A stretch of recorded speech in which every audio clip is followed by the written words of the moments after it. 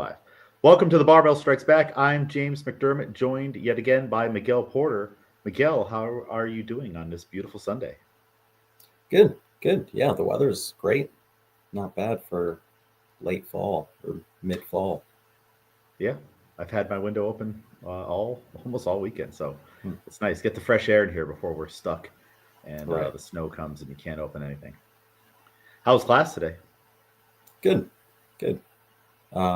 Yeah, some time to work on skills, just planks, bar hangs, stuff like that. Yeah, not bad. Yeah, cool. Yeah, it was an interesting workout, partner workout.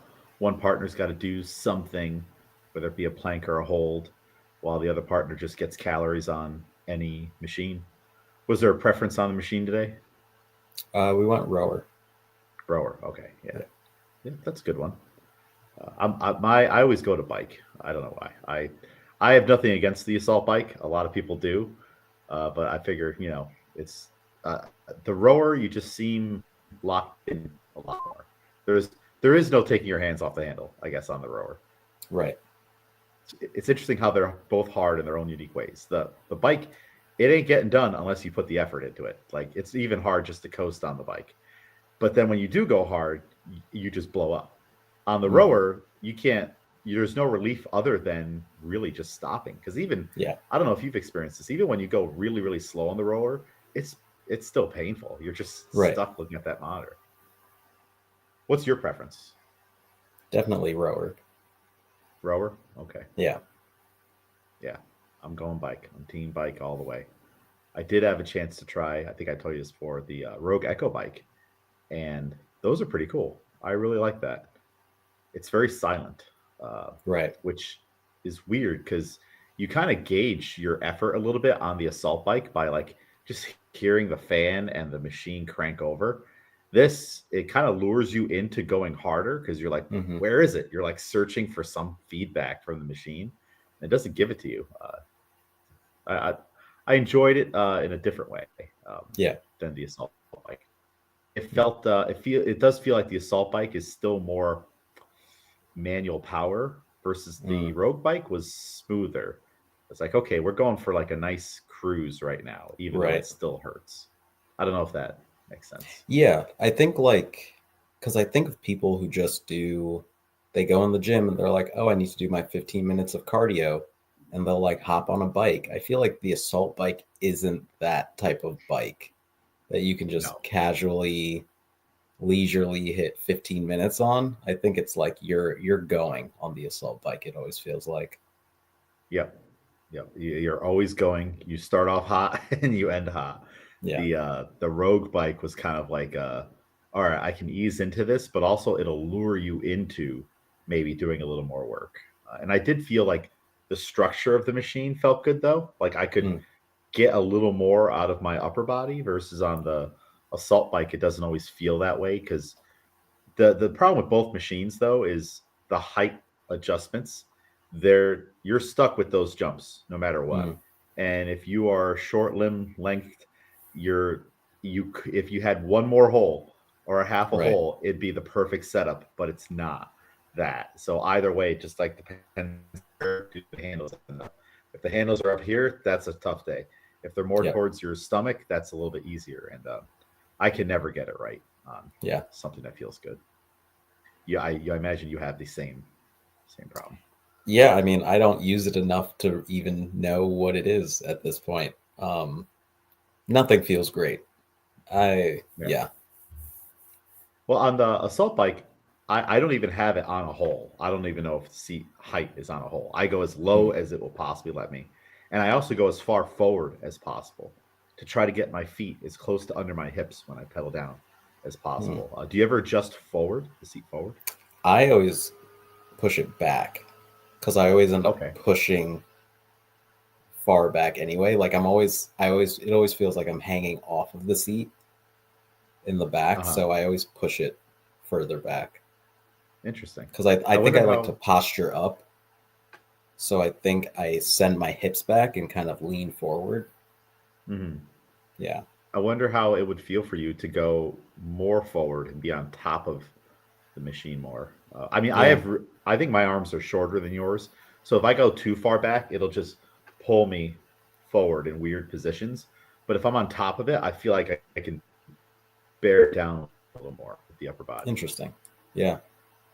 Huh. You'll have to try that Wednesday in Barbell Club and see how Yeah. that goes. Yeah. We had a little assault bike experience on day two's um, accessory training for Barbell Club. Let's see, what did we do? We did every 4 minutes for 5 rounds. We did um, 4 reps, no, 9 high pulls with a dumbbell. Yes.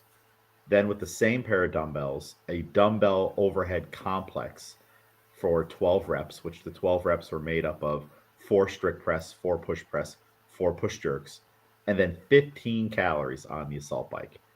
You get that work done in 2 minutes. You have 2 minutes to rest, and then we go again for another round. And that was it was brutal. Everybody definitely felt their lungs. A couple peeps had to sit out around, because we are weightlifters, and the breathing really caught up to them. And others just experienced just the full effect of the work, and maybe scaled down some calories here or there. What was other than like I'm dying? How did you feel about it? Um, yeah, the overhead complex was tough. Just I think as we looked at it, the shoes that I was wearing were also Awful. probably a factor for Those that. rad shoes, they feel I great mean, walking they're around. runners, you Yeah, know, which I typically wouldn't wear runners for any CrossFit stuff. So that's kind of they're what I get essentially for the that. CrossFit Hokas. Those big squishy Yeah, shoes. They're like a CrossFit version of Hokas. So like immediately, like I like when you jump and land for the push jerk, your whole world is rocking down from down right. below. So that part was tough. The assault bike is always tough for me. Honestly, I was trying my darndest. Um, I can't. Yeah, I can't figure it out. Like even if I'm like, okay, really push here and then let the calories kind of carry over, it's like it's not enough. Yeah. And then, yeah, like we were saying, I mean, for me, even going slower on the bike doesn't help because everything is still blown up. Um, so I'm really trying to put everything into like every little push, but yeah, the bike is always a tough part for me. It was a nasty little combo, and it's one of those ones where you could earn more rest, but then it still catches up to you because like the things you had to do to earn that rest are going to have long lasting ramifications, especially Right. into round three and then the tail end of the workout, rounds 4 and 5. Shoulders are burning. The high pulls are maybe the easiest part. I don't know. Some people had a hard time with that. I thought that was the easiest part, just because to start around, just get it going. Right. And also, I didn't bike; I did it here at home, so I had a rower, so slightly different experience. But yeah, we're gonna keep doing that, and the way that we're gonna do it is the order and reps just might change up week to week. In some of the original CrossFit programming, if you look at it, there might have been a workout where let's use Cindy as an example. 20-minute AMRAP, 5, 10, 15, pull-ups, push-ups, air squats. That would be Monday. Then Tuesday, 20-minute AMRAP, 15 air squats, 10 push-ups, 5 pull-ups. Then Wednesday, 20-minute AMRAP, 5 push-ups, maybe they're a little more difficult, 10 pull-ups, 15 air squats. So you see the exercises stay the same, everything kind of stays the same. The order just changes. And that's still constantly varied, right? Right. It's still a different workout. It's still a different stimulus in the way the individual components are going to hit you and Hmm. come together. So I'm just kind of taking a little bit of inspiration from that the mold doesn't need to be broken too much on a new set of exercises every single week. And we can stick with this set of exercises for a couple weeks, just change the order slightly. So we did 9 high pulls, 12 overhead complex with 4 reps on each of those variants, and then 15 calorie bike. This next week, I'd like to give you guys a little bit of a break on the bike part. So we would go 9 bike, 12 high pull, and then 15 overhead complex, which means you're doing 5 strict press, 5 push press, and then 5 push jerks to end the round. And Right. now you're ending the round on the dumbbell. The bike is at the beginning. Hopefully you can plow through those 9 calories a little more. What does that 9 calories at a high intensity do to the high pulls and dumbbells? Probably a lot, you know? Hmm. So yeah, it's the same exercises, same format, just a little bit different order, which means we might have to go lighter on the dumbbells maybe because we're doing a couple extra reps on each one. Or maybe Yeah. we stay the same. I don't know. And the high pulls, extra 3 reps. Can you do 12 high pulls right into the overhead complex? Remember, we tried to do that 9 high pulls. Everyone held on to the dumbbell. Everyone did a really good job doing that. I don't think anyone put down the dumbbell between the high pull and the overhead Yeah. complex. I don't think so. Yeah. So what do you think about that as just one? It's as a concept of constantly varied in the programming and kind of like getting a relief on something that was hard the week before, but the other things kind of move up a little bit. What do you think about this? Yeah, I think it's interesting because you can use that in so many different ways. And it's within our club, we have different types of athletes. So, what another person might find difficult, another might find easier. And changing that order, you can also see how that affects even like people's psyche as they go through a workout. Like, Yeah. even us saying that, I think it would be easier for me to finish on the dumbbells Yeah. knowing that I already did the bike, because as much as I was trying on the bike, knowing that it's the last thing before the rest, you can kind of let it just go. Whereas if I took a longer time on the bike at the beginning and now I'm finishing with the dumbbells, I know that I have like a second gear going into the push press or the push jerk to kind of get those out faster. Um, so yeah, I think it'll be interesting because different things will get blown up at different times and you'll have to use what you can in a different way. Yeah. And if we think about the Klokov complex that we talked about the last episode, everything kind of has its place and what it's trying to do. So if I'm looking at this new order, I'm anticipating more than likely because it's only 9 calories and it's the first thing. It'll be maybe rare in the workout. I would hope that someone would take their hands off the handle and just kind of like coast with their legs. So I anticipate more upper body involvement, possibly from the bike too, because that's how people try to really get it going, right? Mm-hmm. And then that will certainly bleed into the other two highly upper body dominant movements with the high pull and all the overhead presses. And by the time you get to the strict press, I think those first couple strict presses are going to feel like a rock, Yeah. because you've already done 21 reps. You didn't let go of the handle. You went harder on the bike with your whole body. Yeah, you can use your hips on the high pull, but again, people are still going to try to do those unbroken. And I think you should. You should pick a weight that as you do on the 12 reps unbroken. And that first couple strict presses are going to feel heavy. And then right when you feel like you're in trouble, hopefully by the end of the 5 reps, you can start to use your legs. And then you get to push a little more. And when I was doing the push presses, that's when I started to feel it in my core. Yeah. When sometimes you're doing something in a CrossFit workout and you're like, oh, I'm getting punched in the stomach right now. Every Mm-hmm. rep I do. That's when I think that'll pop up. I won't know until I test it. Um, but that's typically where I felt it on the other variant, and I'm interested to see if it'll come back on this one, but in a Yeah. bigger way. So yeah, that all things to come, and then the week after that we'll switch it up again. I think we stay with this set of exercises for 3 weeks, and then we'll switch it up again for a new set, and then do that again for different combos. Cool. That's a little bit more of like so if we're looking at like another method, conjugate method, in Mm. like powerlifting and West Side type of philosophy, you stick with an exercise or a variation of exercise 2 to 3 weeks, and then you cycle through a new one, and you're doing max effort on them. Our max effort on this type of stuff is a little bit different. It's max effort in the moment. It doesn't matter. It's 20 pounds. You're going hard with that 20 Yeah. pounds. Yeah. So yeah, we'll see how that goes. Monday, I don't know. I'm still tweaking Monday a little bit. We'll see. Um, it might be a shorter AMRAP. 20 minutes felt on the longer side for you guys. What do you think about Monday's workout where we did the split squats, the bent over rows and the sit-ups. That wasn't 20 minutes, was it? Yep, 20-minute AMRAP, 8 Wow. split squats per side, 16 bent over rows at 60-40 kilos, and then 24 ab mat sit-ups. Yeah, 20 was rough then. That makes Yeah. sense. Yeah. I think I'm going to bump it down to 15 and tweak the rep scheme a little bit. And we'll keep going with that. So Yeah. yeah, that's what we're doing.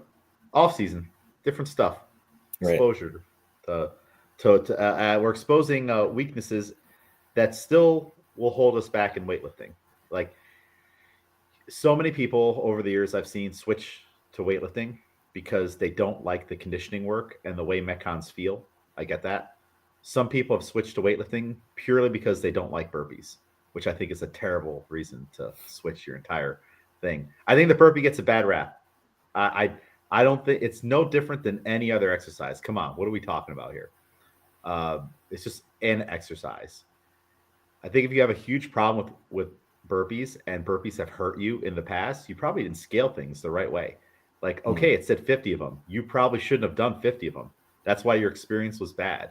That's kind of like, all right, we did running in a workout. The workout was a 5K. I shouldn't have done a 5K. I did it. It took way longer and was way harder and left me feeling a certain way. I probably should have scaled it, right? Do you think sometimes some of these hangups with exercises come from people biting too much off than they could chew in the beginning and getting burned by it? That's my thought on what it could be. I think so. I think it's also just sometimes we just get wrapped up in the overall idea of what the movement is. Like that it's just known that people don't like burpees. So it's Yeah, easier to get into that mind frame of oh no, burpees and but they're fine. yeah. Like you're just throwing yourself on the floor. That's fine. It's super functional. Yeah. You need it for everyday life. If you fall down, you got to be able to pop back up. Uh, I would much rather do a burpee than a wall ball any day. Right. Like I'll still do wall balls, but like I freaking hate wall balls. I guess the way people feel about burpees is the way I feel about wall balls. And you know what? Early on in my very first CrossFit workout involved wall balls. What did I do? I grabbed a 20-pound wall ball. I should not have had a 20-pound wall ball. Do you know what it turned into midway through the workout? A 14-pound wall ball. And then it turned into a 10-pound wall ball. And in that same workout, we were doing back squats and burpees. And I have no problem with the burpees. But Hmm. that wall ball left like a lasting, like, man, that was like the most horrific thing I've ever been through. And I had to keep progressively scaling it. I probably would have had a different experience if I just started off with the 10-pound wall ball and maybe adjusted the reps. But this is Right. back in 2012, and no one told me to do that. Hmm. So, yeah, I think it's just whatever your experience was in the beginning kind of sets the tone. And unfortunately, everybody has been traumatized by burpees, or a lot of people out there. Do you have a move like that? Yeah, I would probably say it's also wall balls. Um,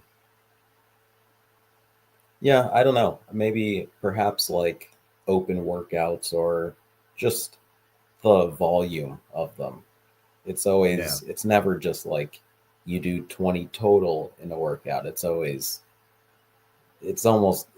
always like 90 or more total in a yeah, workout.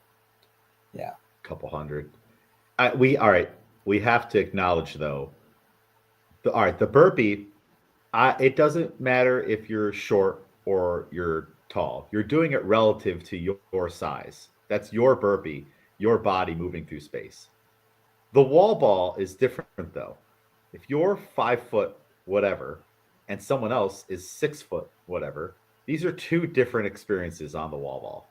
You have to throw it. You do have to throw it so much higher. I don't think the squat factors into this at all because we're both squatting relative to our body.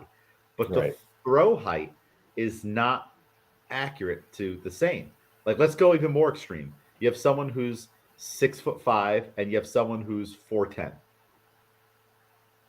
This is the same thing. Like, they're both going to a 10-foot target. What are we talking about here? That doesn't seem, something seems amiss. It's not measured by, like, you hop on the machine, all right, it's just what your leg length is. I know other things kind of like factor into this a little bit, but the wall ball seems like the biggest offender of this height issue. Yeah, you can definitely see even the force with which it leaves people's hands. Yeah. If it's a tall person, it's almost like it's like a little flick of their hand at the end.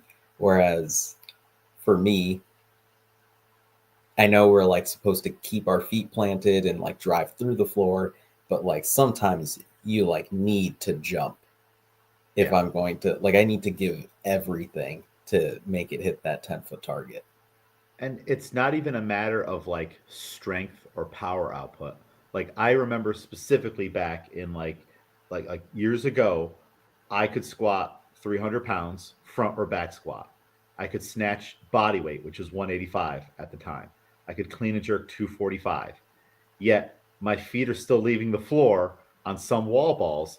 But at the time, we had some very tall people at the gym. One of them was 6'5". He could not snatch body weight or 185, back squat into 300s or anywhere near close to it, or do any of these other things that I was able to do. Yeah, he would just stand up and it was just a little boop, boop. It was like a Right. flick of his wrist. And it's like we're like so I'm still, even though I'm stronger than you on, in a general sense, with all those barbell things, I'm still not able to keep up on the wall ball. I'm doing so much extra work on every single rep, I feel. Yeah, definitely. I'm sure there's an argument in there on that. I should be able to handle that because I am stronger, but come on now. Like this, there's still a difference here. He's just standing up. Just he's not even standing and throwing. He was just standing up and doing this, Yeah. extending his elbows and flicking his wrist. And I'm like, this is not the same movement anymore. Hmm. You know. All right. Well, this is a height biased in one way episode. Well, maybe if there's a tall person out there somewhere, 6 foot and above, you have to be 6 foot and above. If you want to debate this topic with two people who are below 5'10", 5'8", uh, let me know. So our main topic today: 5 habits of highly successful eaters. We're going to talk a little nutrition. This is very timely because the holidays are upon us. How has your eating going into the holiday season been? Are you keeping an eye on it? Are you tightening things up, or are you just kind of being very casual? Yeah, for the most part, it's always really casual. Um, but All I've the had time. some habits. Yeah, I've had some habits that are just kind of built upon. Um, Only time it's not casual, I would say, is like when I'm cutting for meat or something. But yeah, pretty much the idea is the same. I'm sure we'll get into it, but yeah, habits that I picked up when I was maybe more into it, I think I Hmm. still have a good eye for now, so I don't have to do it as intentionally. But yeah, Yeah, I like how you said that when you were more into it. Um, I feel like your nutrition should kind of eventually you should work to it being something like brushing your teeth. You know, you don't have to be obsessed with all these different things. It's just you get up and you do it, and it's a part of your routine, and it doesn't have to require a whole lot of extra brain activity outside of if you're doing something special with it, like cutting for a weight class sport, like you often are in weightlifting, or you have another specific goal. But I think, in the beginning, when most people get started, or if they've let themselves kind of get off the rails, then they have to really hyper focus on it. And that has a lot of pros and cons. And then it can become more of a chore. And then you kind of can get fed up with it, or you get too in the weeds of, oh, I got to do this and I have to be strict with that. And, oh, okay, I had a piece of whatever at the office and now my whole day is ruined. If you're casual with it, all right, well, tomorrow's a new day, and I'm not going to be at the office party tomorrow, or I'm not going to have a craving for this. Or maybe it's a Sunday, you're going to the movies, you're like, I'm just going to treat myself and have this thing. And I know fully well that this thing is, maybe if you get a bag of M&Ms, you're like, I know this isn't real food, but I'm just I'm doing this purely for the pleasure of it because I don't live with pleasure in my food all the time. Right. Outside of like I like that apple, it tastes good. Like I feel like there's a different spectrum of pleasure when it comes to food as well. So I feel like that's it's a good way to look at it. And most people, you should want to get to a point of kind of where you're at, where it's just it's just how you live. There's nothing special about it. It's how you uniquely as a person eat and survive and live day to day. Well, let's get into it here. Let me pop up the article. Present, share screen. Oh, I almost shared the PowerPoint presentation I'm working on for tonight's membership meeting. Can you see the article? Yes.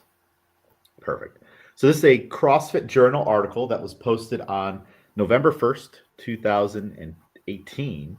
It's written by Hilary Achauer. I probably didn't say that correctly.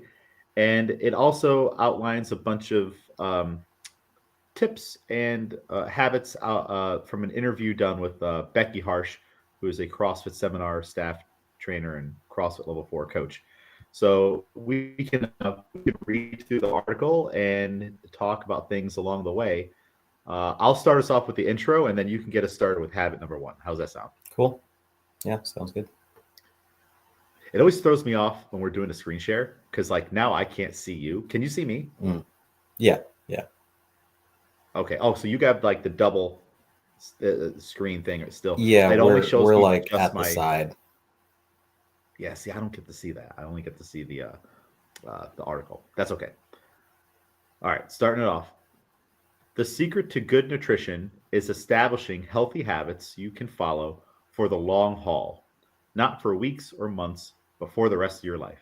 Hey, we were just kind of talking about that.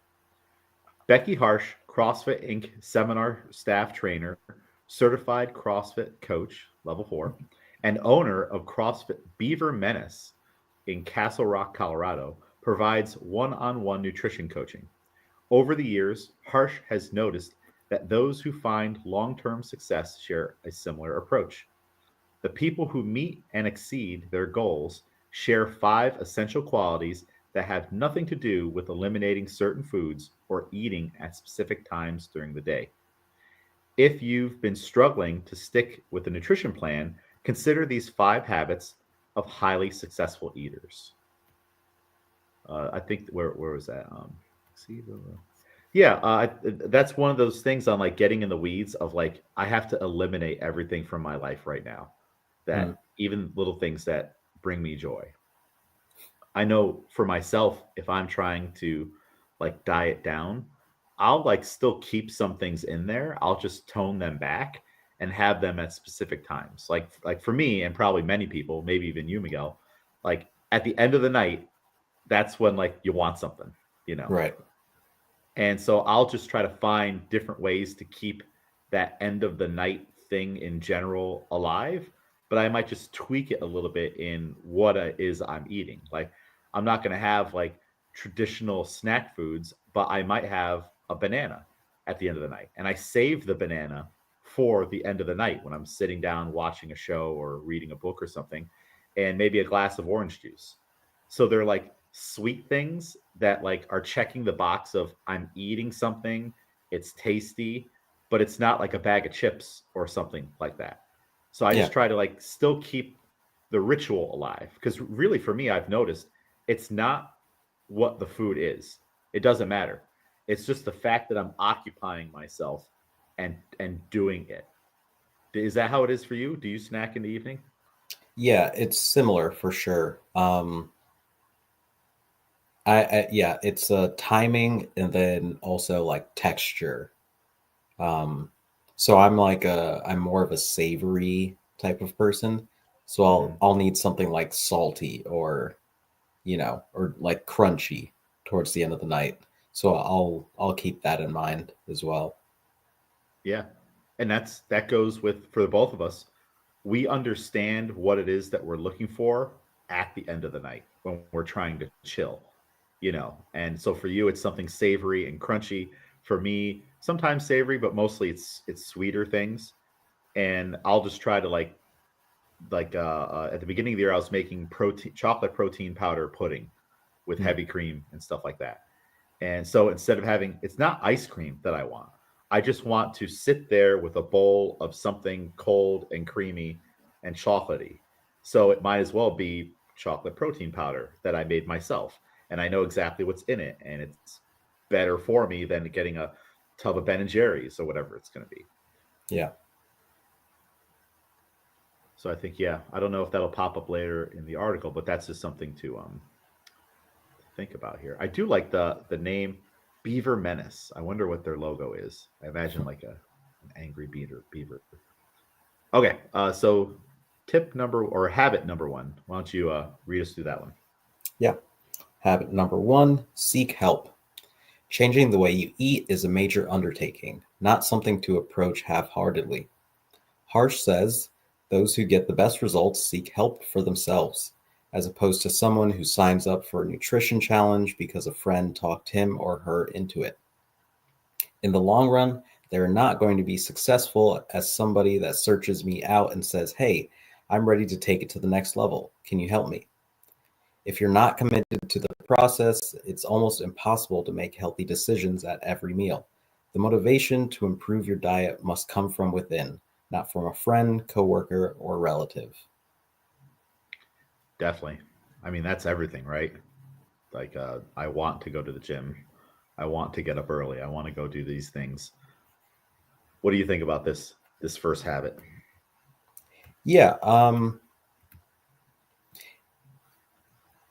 Yeah, I think we get around these like times of year where people want to change things, but it's not like their motivation for changing things are like that's what everyone's doing around this time.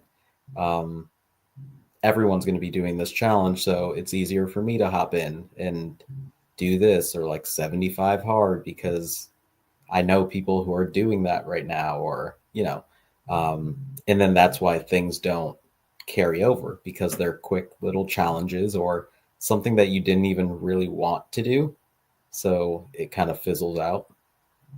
Well, and the thing with those challenges, they're they're useful in their own regard, but what happens on day 31?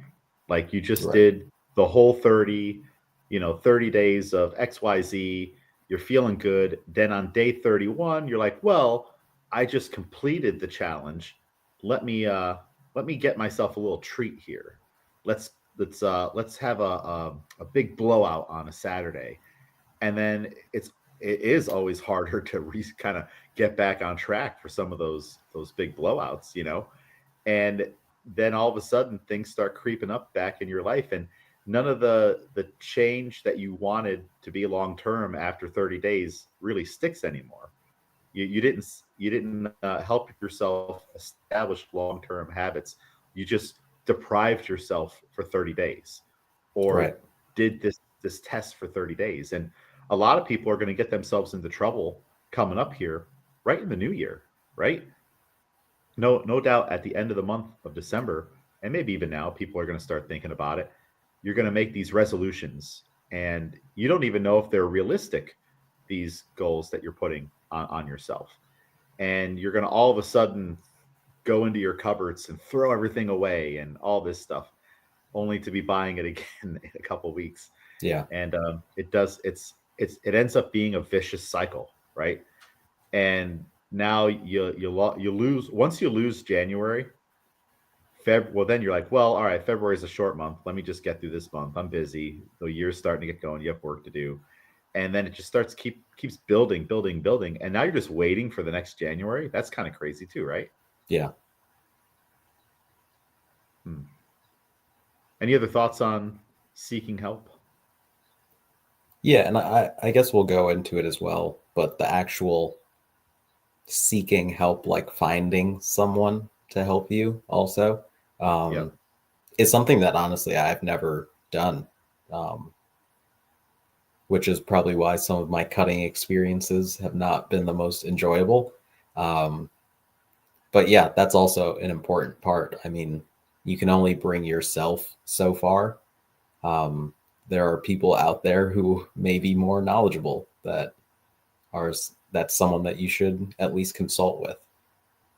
You need a coach, right? It's Yeah. just like with anything. You need a coach, or at least someone that has done it before that can help you to go through those things. And just asking, the act of asking for help, you're also kind of asking for a little bit of accountability, right?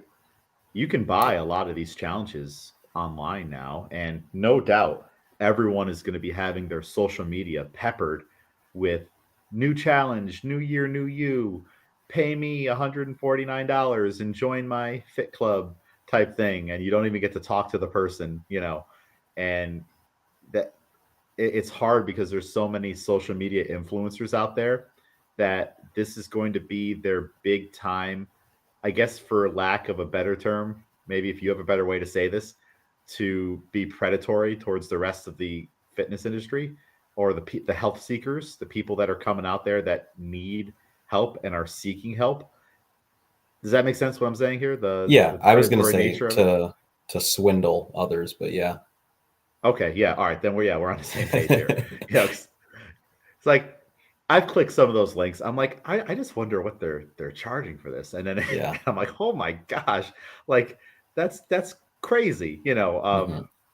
where it's like you could read an article like this and get some advice, and look, it's free here on the CrossFit, website, and CrossFit's prescription for nutrition is simple. And of course, if you have some kind of underlying medical thing, then you definitely should seek help and make sure what you're trying to do fits with that.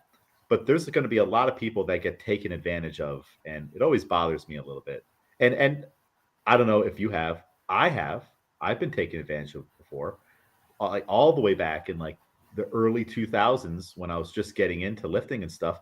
I bought like massive ebook program things that they're like, oh yeah, we're gonna have meal plans in there, all that stuff, and I bought it all, and I'm like, I don't even know how to cook.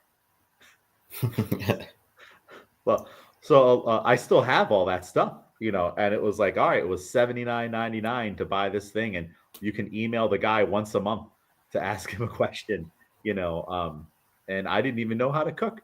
So I was like, why do I even have this? I guess Yeah. I have all these great recipes, Miguel, but I don't know how to make any of it, or didn't know how to make any of it. So yeah, you got to watch out what you get into when you do seek help. Seek the right Yeah. help. I'd say if you're in a CrossFit gym, talk to your coaches first and say, hey, what advice do I have? All right, focus, or habit number 2: focus on health and performance. Which is more motivating, looking good in a bathing suit or improving your health and performance? As much as we think we're motivated by looking good, the subjective nature of aesthetic goals means it's difficult to evaluate or even recognize progress. Harsh said people who are solely focused on aesthetic goals are rarely satisfied. This is a quote. They are almost too close to the problem and lose sight of when things are actually changing and getting better, Harsh said. Even before and after pictures don't work, she said, because clients' eyes immediately go to what they consider problem areas. She tries to tell these clients how much better they look, and they often reply, no, I don't. It's very hard to actually reach any goal if it's truly aesthetic based, Harsh said. When it becomes too much about aesthetics, it's too subjective for them, she continued, and we are always our own worst critic regarding something like that. If the goal is improved health and performance, Harsh said, her clients can look at blood markers and gym numbers to see evidence of success. Have their blood sugar levels gone down? Are they running faster and lifting heavier? Harsh finds it much easier to motivate people to achieve long term success with performance or health goals. This is an important habit. Um, what are your thoughts on it? Yeah, I think I've gotten lucky because weightlifting is not the most aesthetic sport. like I always point out to people, within one weight class, you can have 5, 6 different body types all in one session. Everyone weighed in the same exact weight, but they all look different.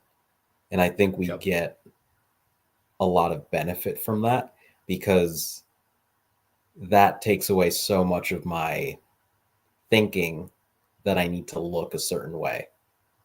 Um, Even in my weight class, like the guys are a lot smaller, but the body types are different. Some guys are like completely jacked, some are like long and lanky, and um, yeah. So we get a lot of benefit from that, where we can focus on just simply numbers, and the numbers that we're putting up. Are we getting stronger?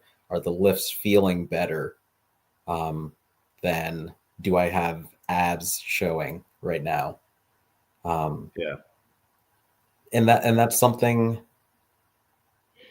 yeah, that I try to like push on to other people, instead of focusing on, okay, I want to look this way by, my wedding coming up, or by next summer, or this and that, and kind of focus on, okay, but how will you really measure like your success in the gym? Like you have this arbitrary idea of like what your body might look like in that time, and that's what success is. But well, are you thinking that my numbers will change?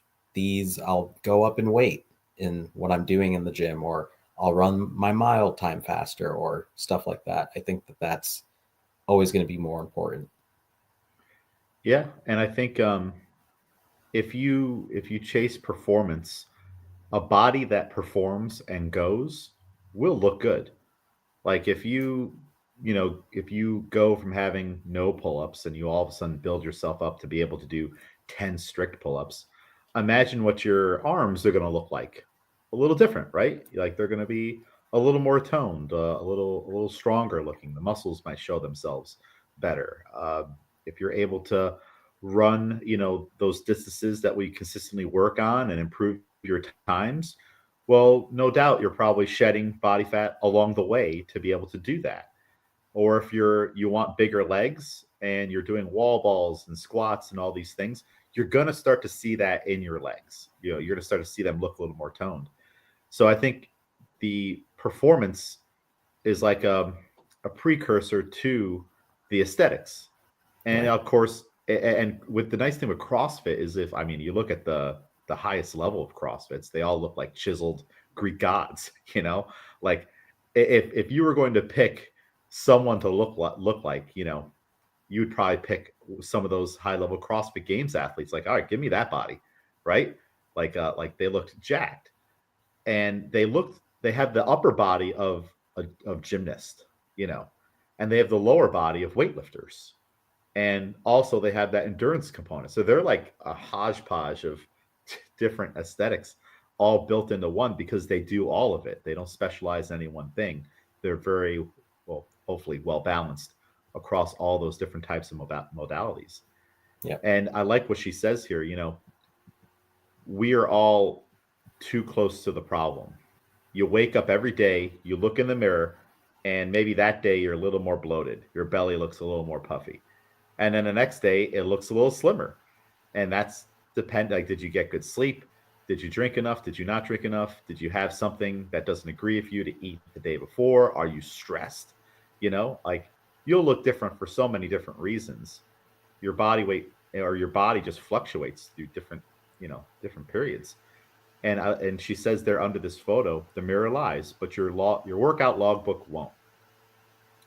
So I think that's a great line right there on just, we are too close to the problem, and you see it all the time. And I mean, we've all met these people, and I've been there before in my life. Like, you don't like to see photos of yourself.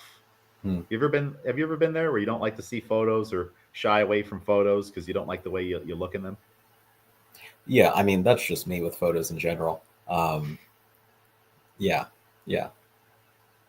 So yeah, and that's, I mean, you might have a different reason for it, but there's other people, because they're like, I don't like the way my arms look. I don't Hmm. like, even though everyone else looking at the photo, they're like, oh, that's Phil. Like, they're they're more used to how you look and accept you than the way you accept yourself. Yeah. And I do think that there is like a little bit of like a self-love component to this. I'm not sure, I can't remember if it's brought up later on in the habits here. But like if you don't have a good relationship with the way you perceive your body, this will be a little harder Right. because like Becky said, we are our own worst enemy. We're overly critical, and then it's a vicious cycle. Like you don't like the way your body looks, you're giving into your food temptations, you burned out after eating twigs and berries for 30 days, and now you gain even more weight. And oh man, does it start to suck, and maybe you give up. So I do think just focusing on the numbers, getting into the gym, moving the needle towards accomplishing those goals, you'll start to see the changes that you want, right? Right. And I think too, you focus on the performance first. That's going to have big ramifications in how you run the rest of this, right? It's like Yeah.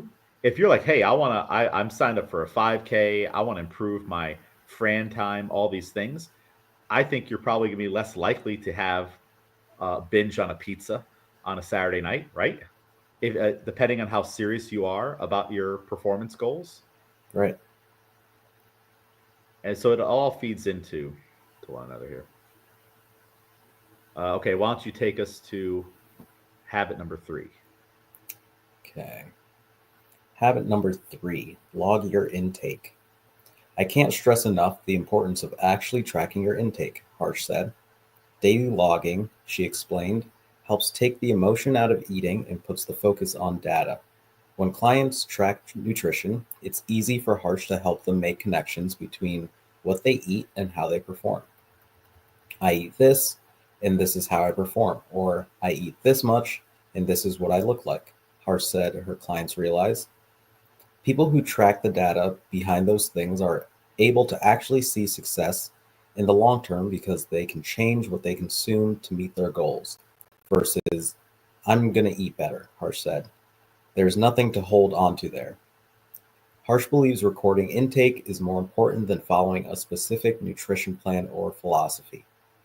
I don't actually care what plan you seem to be on, but if you are tracking the amount of food that goes into your body and you know those things, then you actually have the information you need to be successful long term. If you aren't tracking, then it's all just a guess. Definitely. You got to track those numbers. Otherwise, how can you truly know? Like I've worked with so many people on their nutrition over the years, and they're always surprised when they write down like at least just like a couple days or even just one day on how much food they're actually eating. I had one client who wanted to lose weight, common goal, and I saw them eating a meal, and it was their first meal of the day, and it was like a little piece of hamburger, like maybe 3-ounce hamburger, and they ate that and all the other stuff, and they said, and then they made the comment like, "Oh, I'm so full. Wow, I ate a lot today." And sometimes people will starve themselves throughout the day, not purposeful fasting. They're just busy with work, and didn't have a plan. And then they'll eat one meal and then perceive that as eating a lot today because of how that meal made them feel in that particular moment. Right.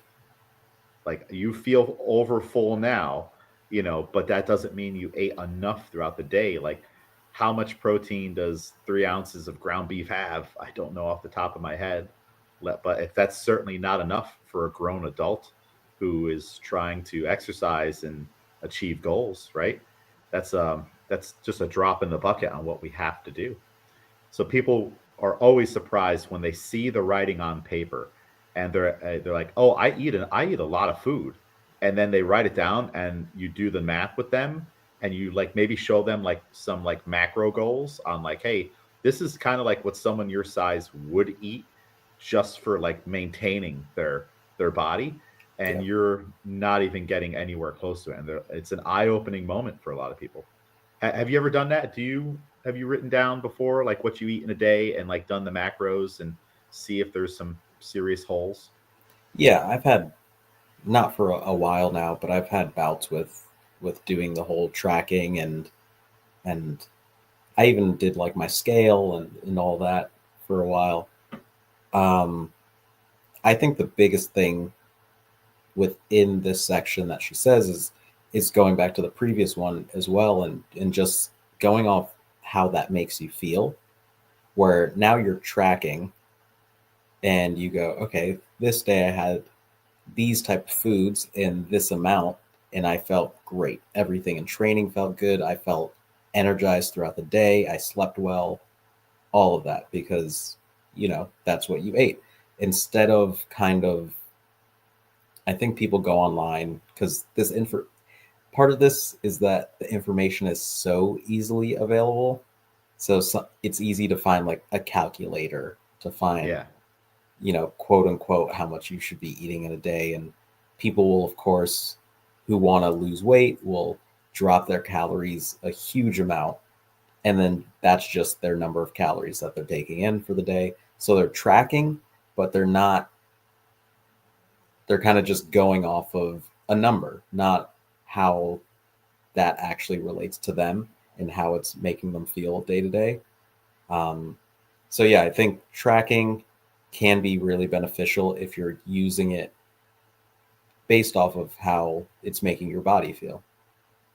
definitely. And that's why, you should have a journal, and you can make notes after every meal, like I eat this, just like she says in the article, and what you're saying. I eat this, this is how I perform. I ate this new thing. I went to class and I was dying. My stomach was all upset. That workout, I wasn't able to push like I wanted to. Or I ate this thing, just like I said before. You wake up, you look in the mirror, and you're like, look how bloated I am. Oh, like, or I ate that thing, and it made me break out, Yeah. all over my face. Um, or you ate something, and then you wake up the next day and you're like groggy.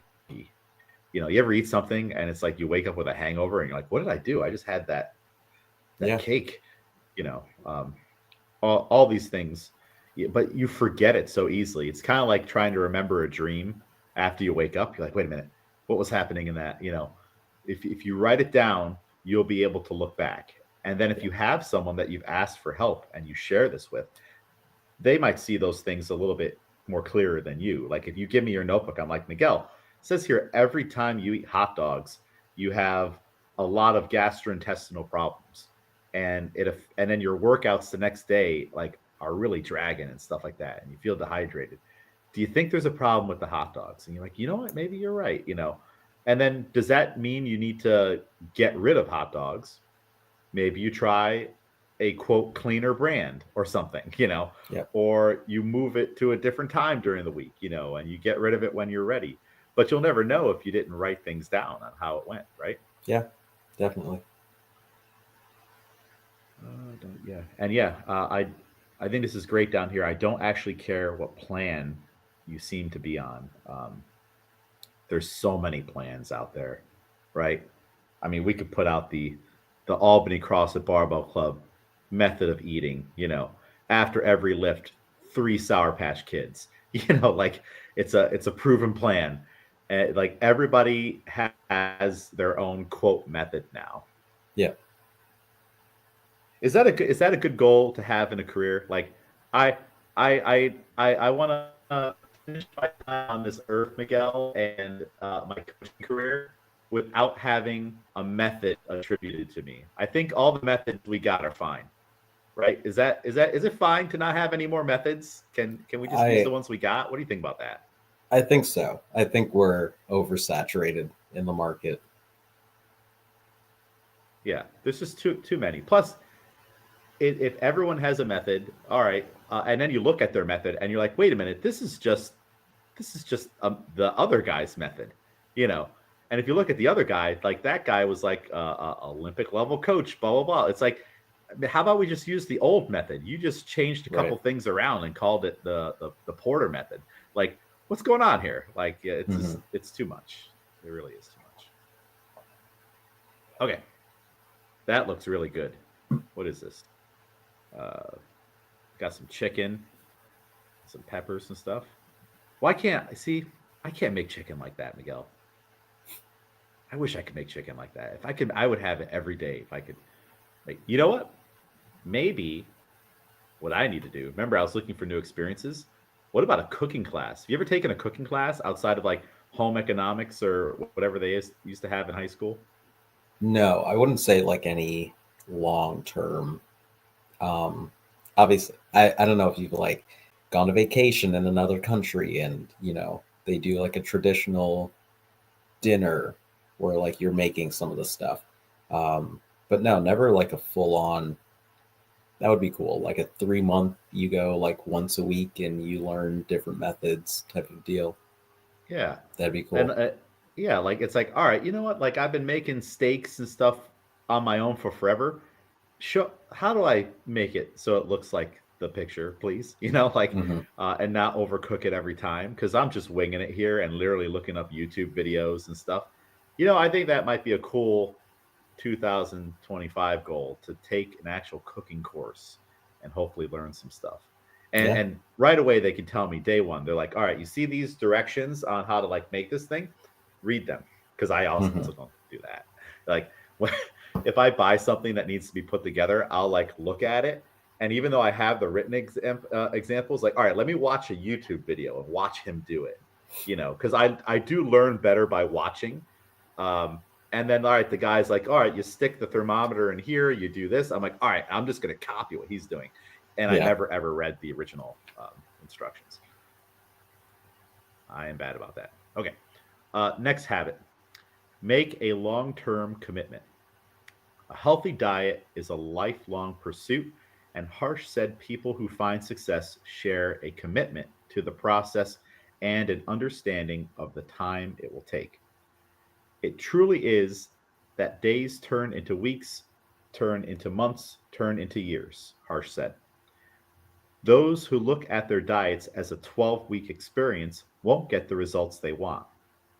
It's simply a journey, just like fitness is, just like health is. It has to keep going. It's one foot in front of the other every day, making good choices. And when you make choices that aren't in line with your goals, it's understanding that tomorrow is another day, Harsh said. Hey, I also said that earlier, I think. She recommends following an 80-20 rule, sticking to your nutrition plan 80% of the time and indulging in foods not on the plan 20% of the time. This approach makes room for social events and treats and helps people avoiding feeling deprived. I think 80-20 is a really great place to live, where 80% of the time you are crushing it and 20% of the time you have to go out to dinner because you are taking your kids to a sporting event and you weren't able to pack your food, she said. Too much restriction often leads to rebellion and isn't realistic in the long term. Logging your food can help you keep the 20% in check so it doesn't creep up to 30, 40, or 50%. Thoughts on this, Miguel? Yeah. I think that's kind of where I'm at with it. I have an overall thing that works for me just with like meal planning and all of that, where I know I want a veggie with everything that I eat. I want a carb and a protein. Just as simple as that, because it can be so simple to eat a meal without like veggies on the plate. Um, so just making that a habit to build on. Like I don't cook now without having that element in. And that's something that took a while for me to get to, but now Yeah. it's just something that I can do easily. Um, and I'm not directly on a plan currently, but it is very much that kind of 80-20 where depending, you can make it the weekday and then the weekend you do whatever, or, whatever works for you. Um, but if you're not going super restrictive during the week, you won't feel the need to go crazy on the weekend. You might Yep. go, maybe add a little extra or go for something different on the weekend because you haven't been having it. So you kind of expand, but it doesn't have to be an opposite kind of flip if you're not overdoing it in your Yeah. everyday. Doesn't turn into 2080. Right. Yeah, I would say I do something very similar, and it kind of changes depending on what's coming up. So like last year, I ended the year just like doing whatever. Like it didn't matter. I was like, all right, I'm not putting any energy into this. But I did know that I wanted to kickstart things and do better in the new year. So here we are again, January, right? And I typically follow an animal based type of eating. Like I'll eat a lot of meat, animal products. I don't really eat vegetables, but I will eat a lot of fruit. So meat and fruit for the most part. And coffee's in there too. Coffee's one thing that's just kind of like stuck in there.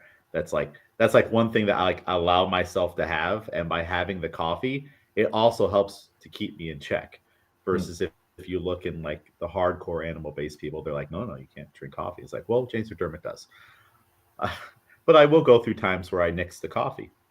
And in the beginning of the year, I'm going to the Arnold. I know I'm getting ready for testing for a national technical official at nationals. And I wanted to look better and feel better at the Arnold. I'm going to go see all these peers. I'm going to be working a lot. I'm going to be coaching you guys. I do want to look at the photo and be like, okay, good. I don't look tired. I don't look bloated. Those were just the kind of things on my mind, right? So leading up to that, I was on whatever my James McDermott diet was, 100% on it. Like animal based coffee. I'm making my protein pudding. When I went to a meet and they had pizza for the technical officials, I didn't have any pizza. Like I'm like, no. I will just fast and eat later when I'm done working, and I'll get my own thing or make my own thing. So I didn't allow myself that 20, like because it wasn't in my goals, and I didn't have anything that I would consider outside of my quote diet until the 80K regional when we had those donuts. And I'm like, Right. well, like I'm going to allow myself to do this. And I ate many donuts, but it was a celebration, and that day was kind of like a whatever day. I still ate mostly meat, and I didn't beat myself up about it. And the next day, you know what I had? Another donut because we had a lot of leftover donuts. But then once they were gone, I was back on track on Monday. I'm like, well, Right. I need to buy a suit, and I want to fit in that suit and look good in that suit at nationals. So now we're back on track. Although I was like here and there, all right, let me have this little thing. Let me do that. Like just allowing those little moments. And it wasn't even every weekend. And because I had those things in place, like we talked about earlier, like in the evening, I know I just want to have something. So let me have some dates with goat cheese on it, and that's checking the box of eating while I'm watching a show and it's sweet and savory and blah, blah, blah. It doesn't need to be that I'm buying a giant thing of M&Ms and sitting here with it, eating it like it's popcorn, because really I just want something. It's not even a specific thing. So that helps me stay in that 80-20 thing. And I'm sure you realize this. Some days you don't, or weeks, you don't even want the 20. Like, nah, I'm Hmm. just like this particular quote special moment or event isn't even worth me adding in the extra 20. Right. That's like me not having pizza at a meet. It's like I could be 80-20 right now, but I'm like, you know what? No, I'm just gonna stay the course. Yeah. That And I pizza mean, doesn't even look good.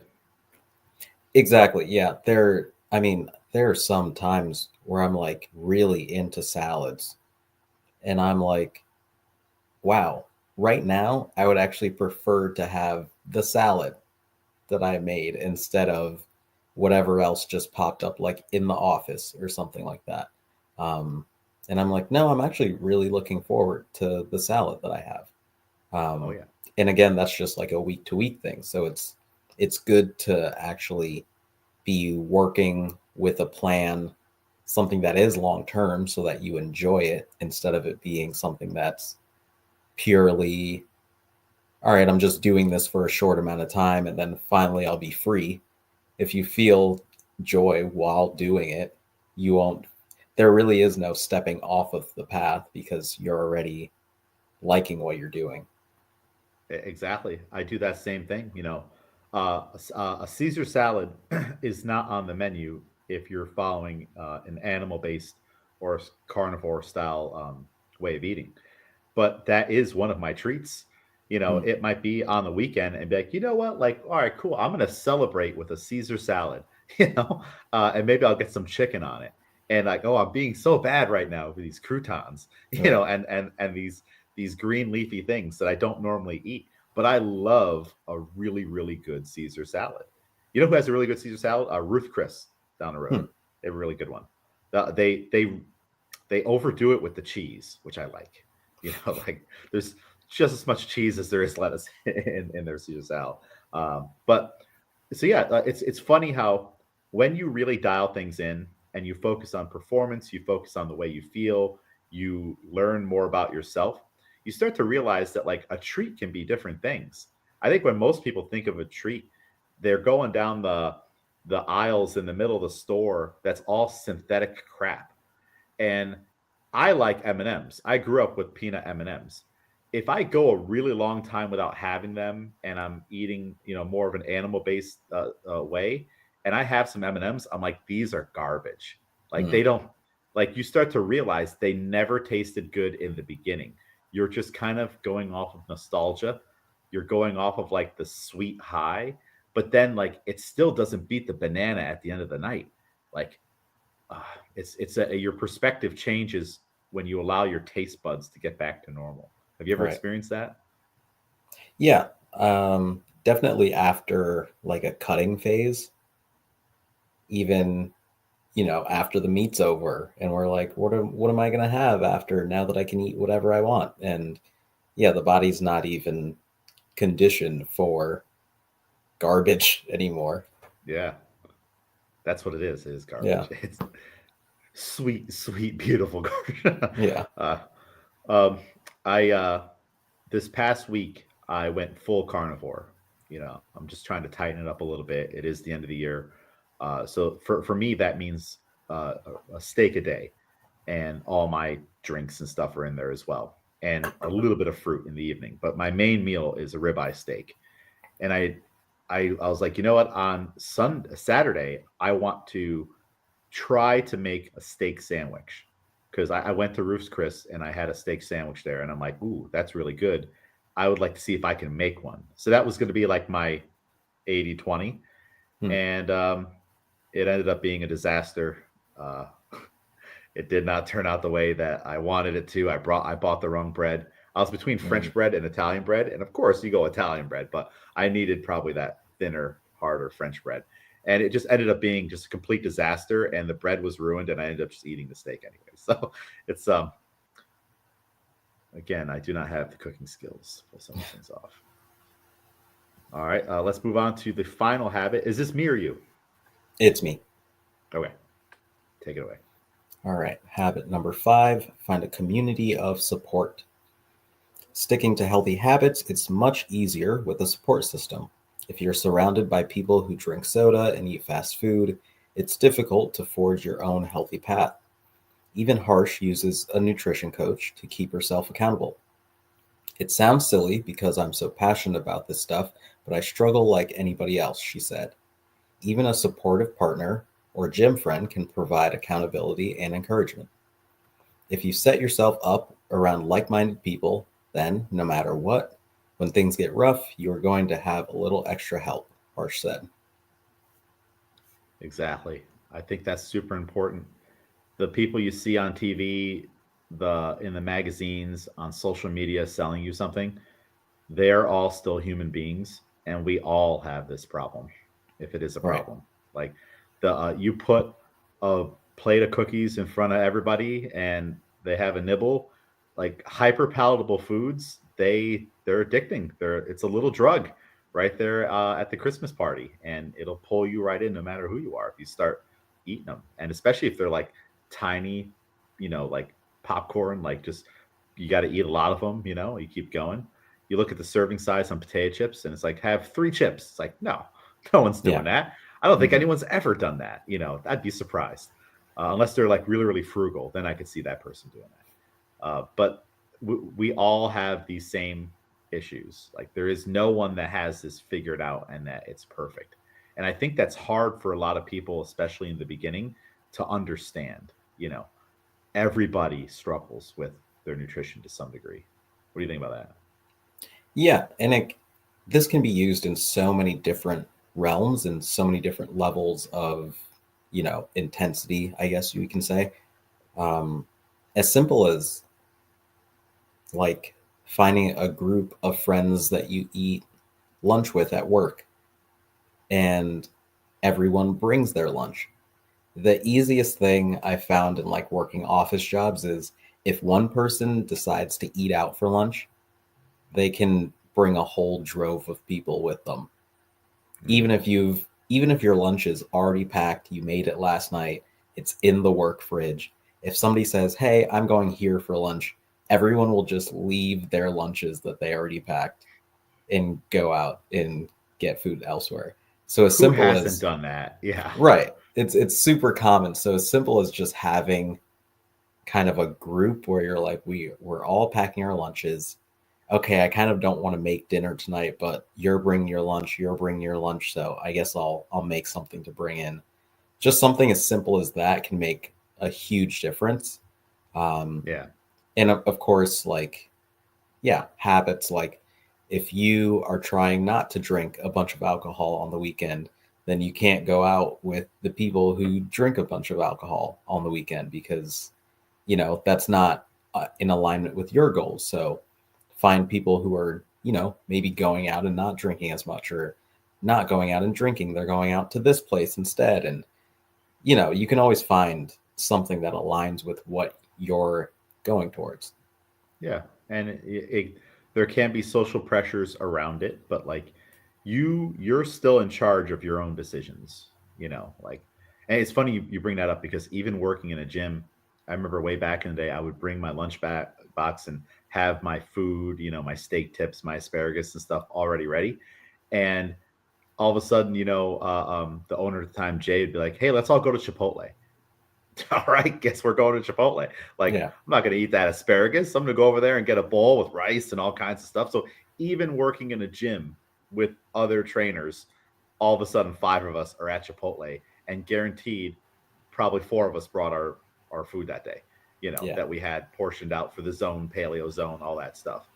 So, but just because we go to Chipotle and Caleb gets a soda and chips with his bowl, that doesn't mean I need to too, right? Like I'm still in charge of my own decisions, and I don't need to follow what other people are doing. I can still go and hang out with everybody, but I don't need to eat the same thing that they are. I can customize my food for my preferences and still stay on my goals. But I realize that can be hard for a lot of people too. Yeah. Awesome. Well, just to recap, our 5 habits: seek help, focus on health and performance, log your intake, make a long-term commitment, and find a community of support. Is there anything that you would add, Miguel? Like we have 5 I think habits.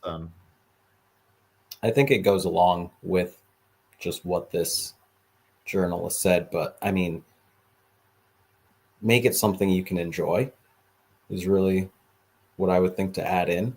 Is just that's the most important part. And I think that goes with making it a long-term thing as well. Is if you enjoy it and you're not,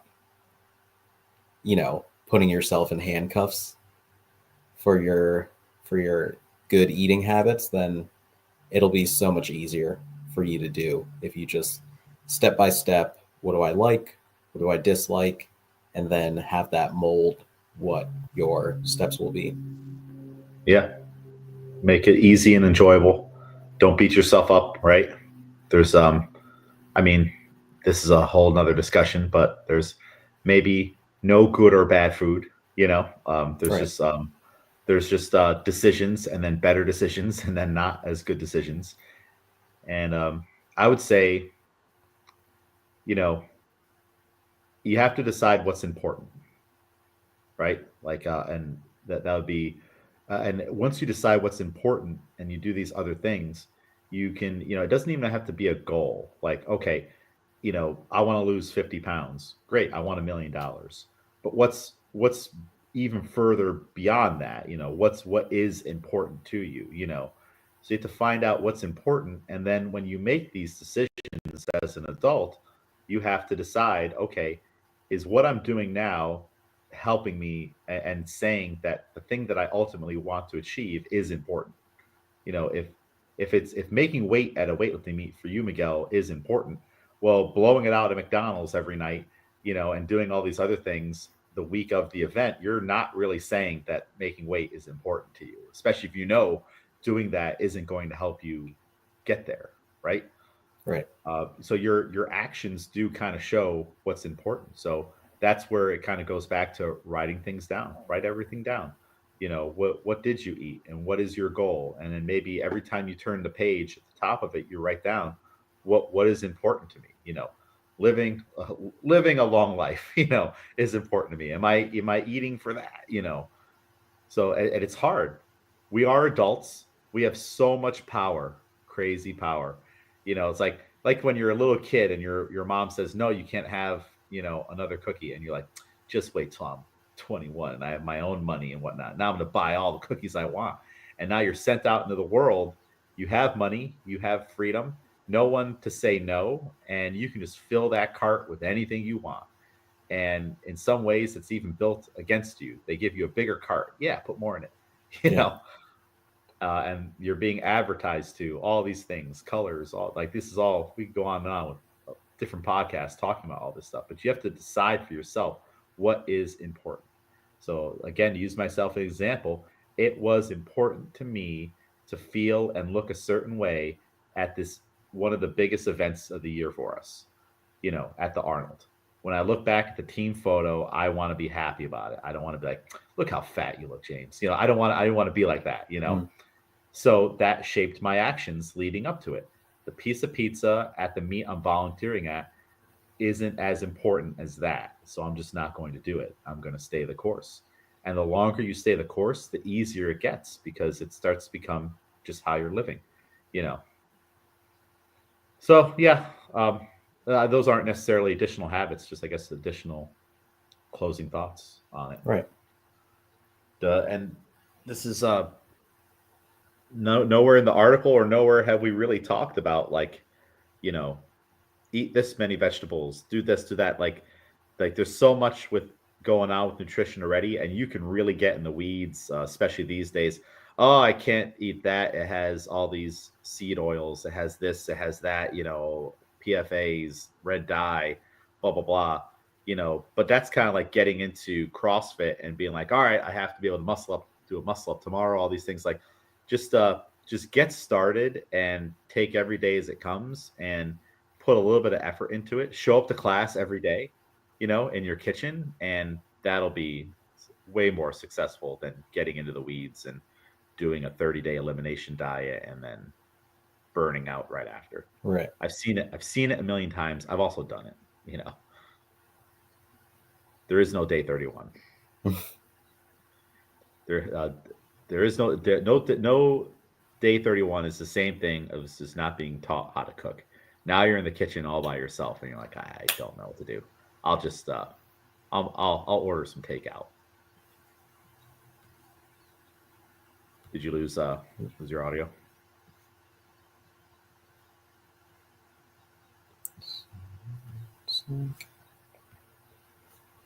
I can still hear you.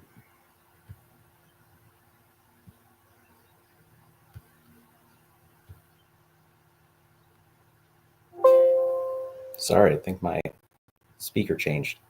Oh, okay. Can you still hear me?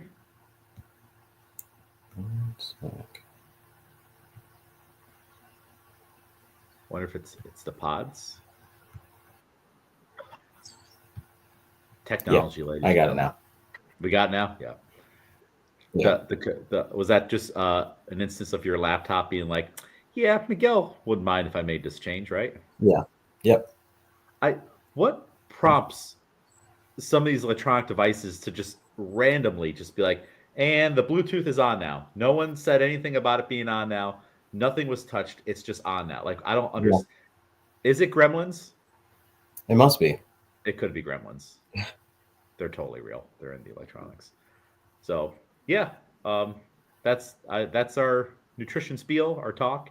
If you need help, reach out to a friend, a coach, someone, and don't beat yourself up over the holidays. Like allow yourself to live a normal life, and just make sure it fits into what you really want to do. Cool. All right, Miguel. Thanks for coming on today. Yeah. Have a great rest of your day. A Thank good you. dinner. Yep. Assuming you have something good planned. What's for dinner? All right, real quick. What's for dinner? Not fully sure yet. I think I'm gonna run to the grocery store quickly. Um, I have ground beef that I'll probably make, and then I think I'm gonna get some potatoes, some sort of veggie I'll cook too. But yeah, Nice. something There you along go. those lines. Yeah. I don't know why this just popped in my head when you said that. I wonder how, again, I don't know. I'm not a chef. How good it would be to bake a sweet potato, cut it open, and then put some ground beef and stuff inside of it. Make like a stuffed ground beef sweet potato. Is that a real thing? Could be. I don't know why. That sounds really good right now. I'm not gonna try it. I don't need another kitchen disaster. Um, but all right. Awesome. Well, Miguel, where can people follow you? On Instagram at couldn't be Miguel. Couldn't be Miguel. You can follow me at James A. McDermott. You can also follow the show at The Barbell Strikes Back. Follow our gym, Albany CrossFit. Follow the Barbell Club at Albany CrossFit Barbell Club. Follow all of them. Follow all of them. You're already following way too many accounts. What's five or more? All right, everybody. Thank you for listening. Miguel, thank you again. Yep. Thank you.